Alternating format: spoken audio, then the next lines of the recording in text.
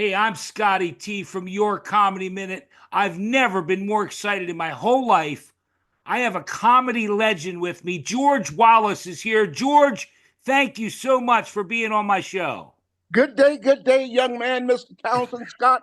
It's been 15 years and we finally made it. 15 years today, 15, this day. 15 years. 15 years. And can I tell the people that you text me at 3:43 in the morning? Well, I'm on the East Coast. When I wake up, that's what I do. Maybe I was on the West Coast then. That's what it was. Well, you just got done doing 3 days with Marshall Warfield and Timmy T. Is that right?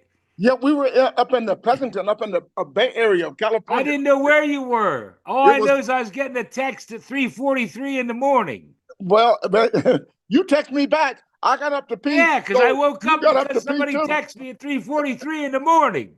I think you can text anybody over 60, 55 at 3 o'clock in the morning. They get up to pee. We all get up to pee at the same time. I'm 62, George. All right. Hey, let's try and move this thing along because I got a lot I want to cover, and I think I have a surprise. I always try to have a little surprise for my guests. Let's Okay. do it. All right. You were born and raised in Atlanta, Georgia. Is that right? 1 mile from where I am right now. I'm in Atlanta, Georgia, Okay, Buckhead. good. That's where I'm born, raised right here. Right. And my question, because I mean, I know a lot about how it goes, but when did you know that you were going to do comedy? When I knew it was a kid? Young man, I wanted to be a comedian since 6 years old, watching a great comedian by the name of Red Skelton. And then I moved into Red Fox and Mom's Mabley and Judge Pinkney Markham and then Right. uh, all of those. And I just wanted to be a comedian since 6 years old. And I'm blessed today to be uh, living my passion. How about that? Yeah, no, I went to my first show when I was 12 years old, and I knew I wanted to be in the music business. I just knew. It hit you like that. When I saw them, I would do Red Skull.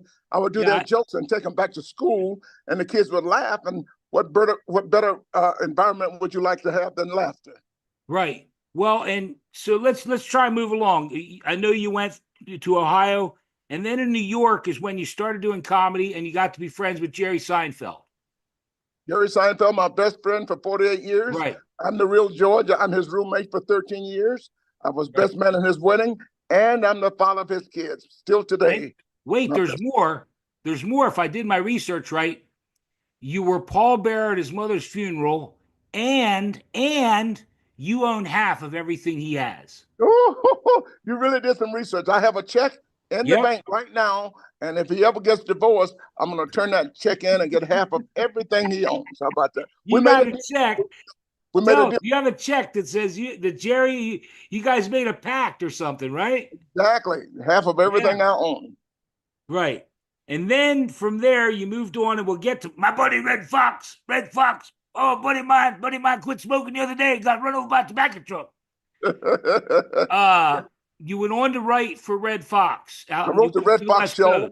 Coast. I wrote the Red Fox show. This was after Sanford and Son on ABC. He had a variety show, and I Right. was they asked me to write, and I said, okay, let's give it a shot. Well, Right. they asked me to do it, and I said, I can't do it.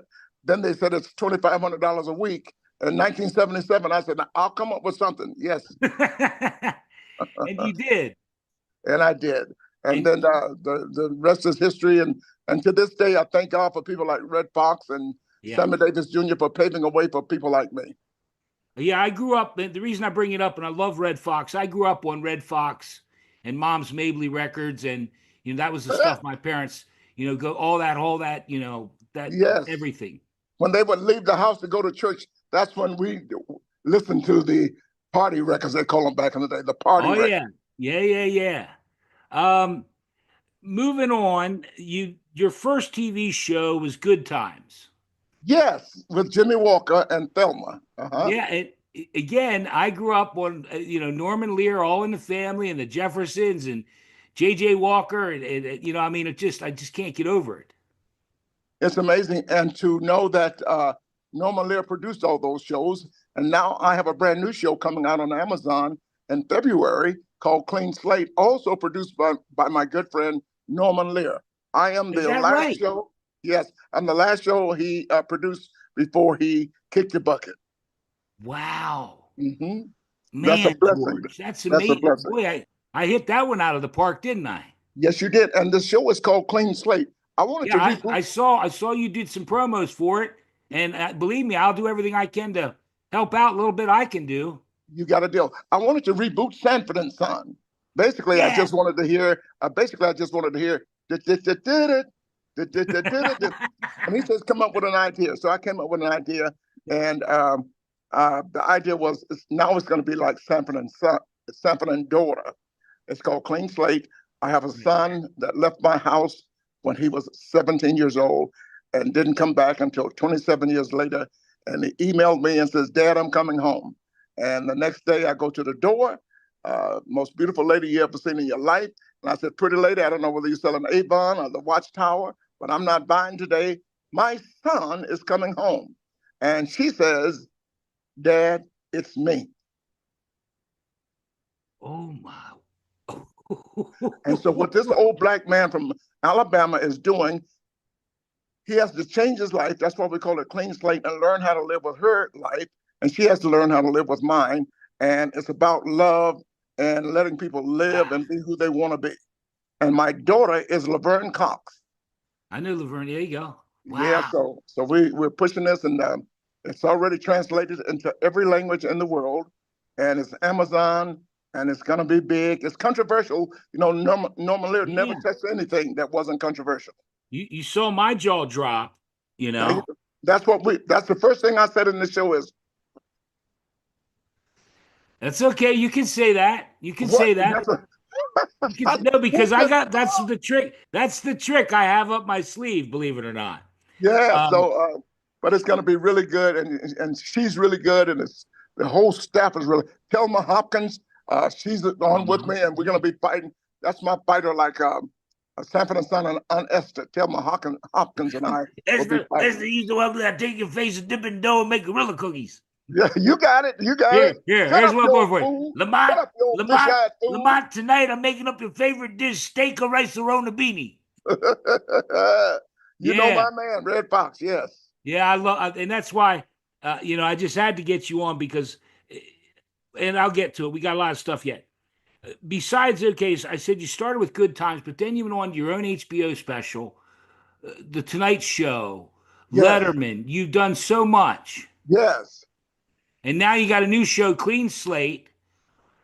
I got to move on because you got movies. You did a batch of movies, and the question I had there, because you did so many different, like Tom Hanks, different movies. Was there a favorite, actor or actress you worked with, and then maybe one that you didn't like so much? Just getting started. I worked with a man that first day I worked with him. Uh, uh, his name is Morgan Freeman. You ever heard of him? Yeah, I have. Just getting started, Don't and get me started. I had told everybody I didn't like him, but I told them that, and when first day Morgan's on the set, they said, "Morgan, George doesn't like you. Why don't you like him? Why don't you like me, George?" Because every movie I ever auditioned for, he got it. Started with Glory, then it moved into the President of Africa. I forgot the name of that. He was playing Nelson Mandela. I could talk like this. Then it was Lean on Me, Miss LaVorge, lock your doors, code 5, code 5. I could do that. And I'm from Atlanta. I could have driven Miss Daisy's ass. You know what I'm saying? Yeah. And I could have Shawshank Redemption, which is a movie, and in the vein crawled through miles of crap just to come out looking clean on the other side. I could have done that, but Morgan Freeman, let me tell you something. The first thing I ever said to Morgan Freeman, they were shooting over his shoulder, shooting at us. And I don't know what Morgan Freeman said. Wait a minute, I don't have to do this. I'm a superstar. I don't have to sit here. I got to stand in while you're doing this shot like this. And I don't know what George Wallace says. Morgan Freeman, sit down and shut the fuck up. And it was they went crazy. Half the place went crazy. The other half going, no, he didn't say that to Morgan. Yeah, yeah. It was so funny. Morgan Freeman was hitting the table with that bad hand, the one with the glove. Yeah. It was really That's funny. And funny. every day after that, he talked about my mama. George, your mama's so ugly. So Yeah. what a great man. What a great guy. What a great man. You What a guys great still guy. friends to this day? To this day. To this day. I Wonderful, love wonderful. Morgan Freeman. And Kind of like you I'm and trying to get Jerry his role. Seinfeld. Kind of What's like his you name? and Jerry. Now it's me and Jerry. But Yeah, no, I mean, in other words, you've been friends with Jerry 40 some years. oh, I've been there 48 years. Yeah, Yes. so Morgan Freeman, same thing. Well, let's keep going because there you segued right into, and this is how I've been a big fan of yours for forever. But over on X, which it used to be Twitter, you Yeah. have 852,000 followers, How about that? and you post some of the funniest shit. I'm I'm trying to your learn how to do it. your top five. Let's shout out to the top five, whatever. That's where George. That's where I first a couple years ago. You would list the top five, this or that, and I would try and find number six. And every now and again, I don't know if you remember it, I'd get one and you'd like it. You'd say, "Yeah, all right, there's the sixth one." Exactly, exactly. Yeah, Those are hard to do now. I'm going to start doing them again. Every now and then I'll come back to them. I You get on love it. well, it's a lot of fun doing it, and I just I appreciate the replies from you guys more Yeah, than I yeah, do what I I do. loved Yeah, it. I would yeah, sit there and I'd read it and I'd think, okay, and I'd sit there and I'd try and come up with number six till I'd finally get one. I'd like, go, click, click. yeah. The top five bells in the world. Archie Bell and the Drills. Then I come up with what was a Taco Bell would be like the last one. You know. Yeah, yeah, yeah, they're great. And then you did a whole batch of your mama jokes. Were you the first guy to do your mama joke? Well, Arsenio Hall and myself on Arsenio Hall's show, we took it to the public. Arsenio, Okay. Will Smith, and myself back in the day. And then the young kids thought it was so funny. I grew up in Atlanta. We called it Jonin at the time.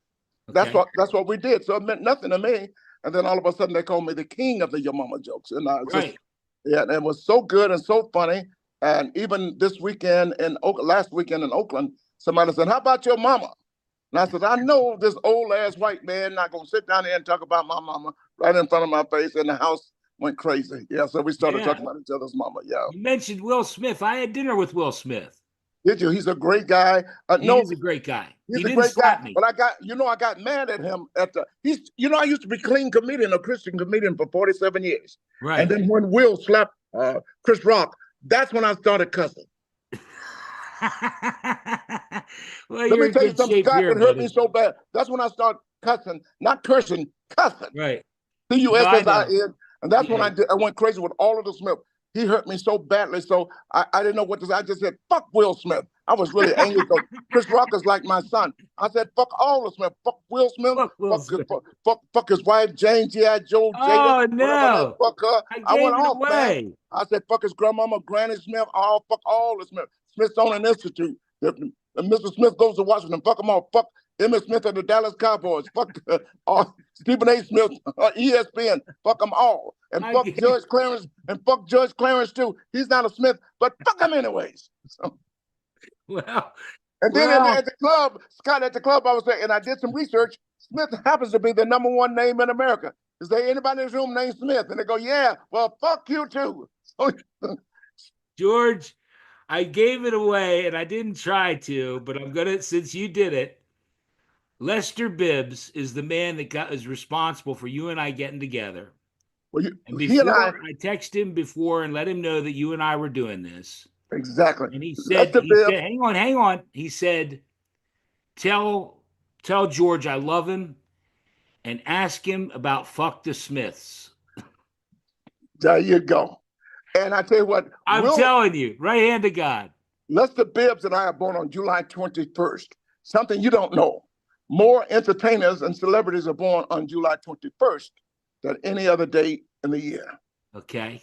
Red Skelton, Robin Williams, Kim Whitley, Don Knotts. You can go down the line so more than any other day. Isn't that amazing? It certainly is. Don Knotts, Robin Williams, you, Lester Kim Bibb. Whitley, John Levitz. You can and more people than us. I mean, other actors and entertainers. It's amazing. July 21. So I'm fucked. And you're not a Smith, but fuck. August 17th. I'm just fucked. I'm out. That's a few people you share August 17th. Favorite show that you've done, okay, as far as and then a least favorite show. The favorite show I've done is, you mean like talk show or just any show? Or, Any you can do a couple. I'll give you a couple. You're a good guy. Well, Arsenio was really good to me. Okay, so that was always good to do that, and I did Arsenio more than any other comedian, Right. and that's cool. And my second favorite show is the new show I'm doing right now, Clean Clean Slate with slate. Laverne. Yeah, that's really good. You're gonna enjoy it. You either like it, you gotta watch it to not like it because it's gonna be different. With the Oh, George, listen, you can bank. Okay, you can take this to the bank. I'm going to watch every episode, why do people and say take? I'll be a fan because I'm a fan of yours. I'm a fan of comedy. I met Rodney Dangerfield. Oh, I had a conversation with George Carlin. I may have wait been a born on the second. wrong day, but I love comedy. And like you said, you started with 15 years. Hell, you and I have been trying to get together since before the Olympics. Exactly. And I was at the Olympics. Did I send you photos of me Yeah, at the I saw him. I followed you. I'd be kissing your butt for 15 years. about that? Yeah, I did the Olympics this year, and I did the front row. And every time they finished raising, the U.S. Participants will come up and hug me. That was really, really. I didn't realize how big that was, but that's amazing that Yeah. that that Okay. Well, happened. Yeah. So somehow we didn't get. Well, I guess favorite show. You said Arsenio. I meant as far as comedy. A stand-up show. Is there anything that sticks out? yes, you just mentioned a name that absolutely. When people say who is the greatest comedian, and we have to say Richard Pryor, but I have to put George Carlin right there with him. Yeah. George Carlin is the best man. He's the Yeah. best. He explained the whole situation on how the government's run. I had a conversation with him shortly before he died, and I was Mhm. just it was, there's a couple things I can hang my hat on, like meeting Rodney. I have a good Rodney Dangerfield story when I worked for RCA, and he asked me if I had some weed, but I won't go into all that. Oh. I tell you, I Rodney. tell you, it's rough. My wife, Yeah. my wife gives great headache. Yeah. He was wonderful. Good to work with him. We Yeah, did a movie called Bert Rigby, You're a Fool, and we did right, something else with him. But he's awesome. But that George Carlin, great comedian. Oof, right. oof. Do you have any other comedians, George, that inspired you? You mentioned Red Skelton, and as you were growing up, Everybody, Johnny Carson, Red Fox, everybody yeah, back in the day. me too. Those older guys in Las Vegas, Don Rickles, you name Oh yeah, my yeah, yeah. yeah. My ultimate goal was just to get to Las Vegas. They told us, Jerry Seinfeld and I, back in 1976 when we started, that Henny Youngman and Patrick Henry, those guys, they were making $400,000 a year. Hold it, that's all we wanted to make. Henny Youngman, boy, you mentioned it there. God, there's There's so so many. many, George. What's the guy named? Short guy, Buddy Hackett. Oh, So many. buddy, I'm gonna wipe my screen off because I look bad. I look terrible. you're all right. You're all right. You're fine, man. Just having you here is such an honor. And I hope I'm not too much, but man, I'm over the moon because Jack, talking. you are too much. You are too much, and you can't get better than that being too much, right? You know what? I gotta be me. My father. I hate when I talk too much, but my father used to say this was I was in school. I was class clown. Like you, I knew comedy. I wanted to do comedy, and Right. he used to say, "You might as well stay in trouble because you sure as hell can't keep out of it." and my That's dad said, true.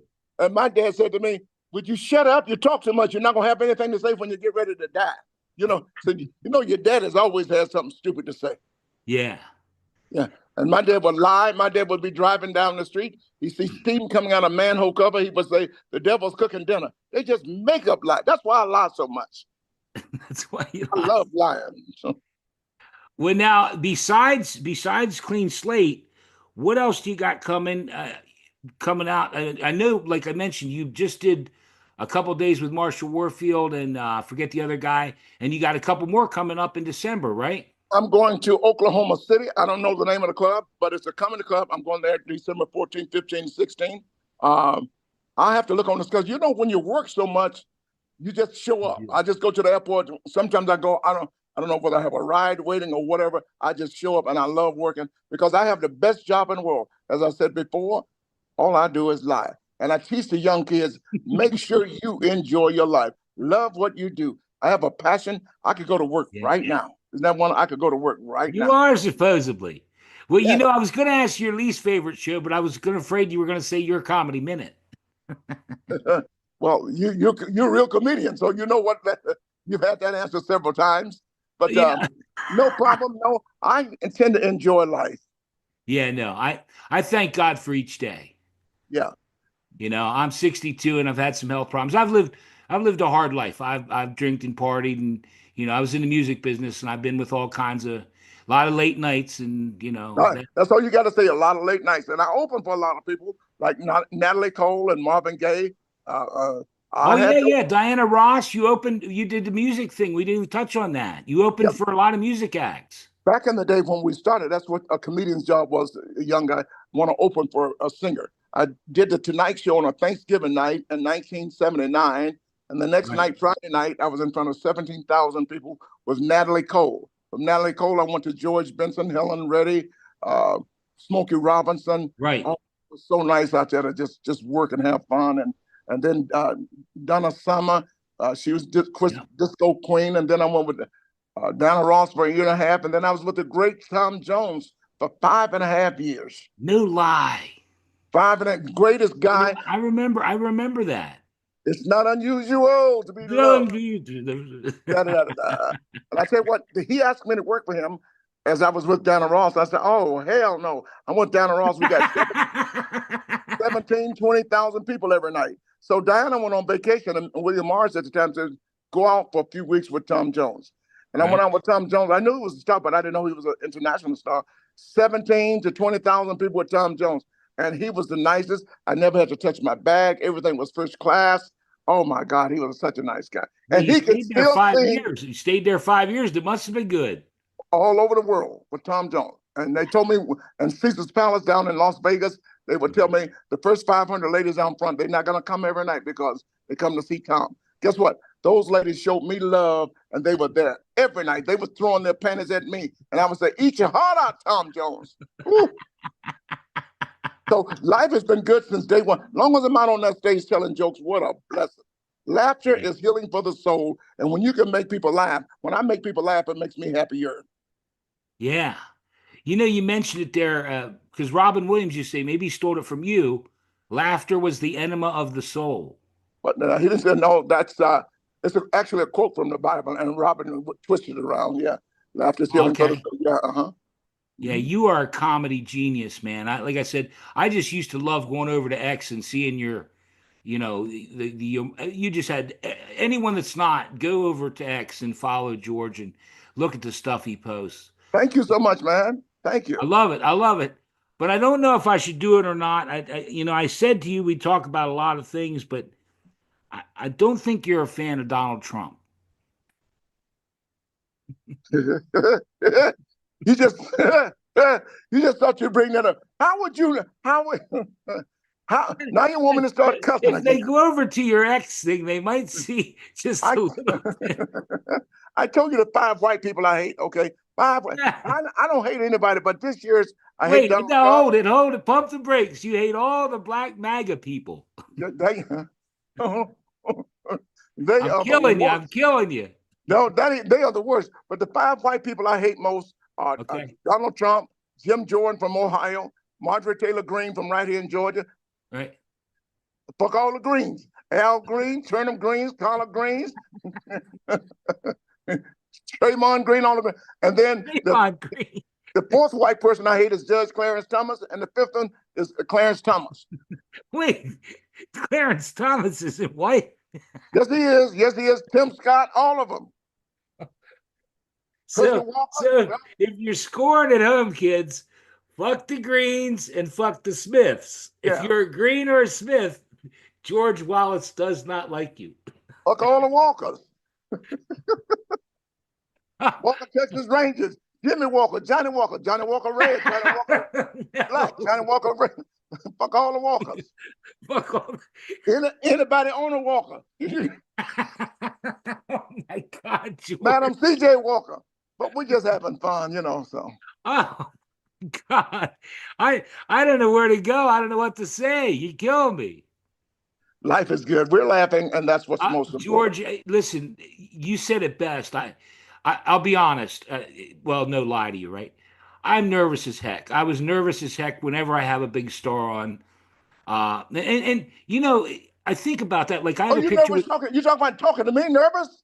No, I was. Yes, I'm nervous. What the Hell hell is yes, wrong I'm with you? nervous. How old were you when your mind just got up and walked away from you? You nervous talking to me? You don't ever be nervous George, to talk to George, me.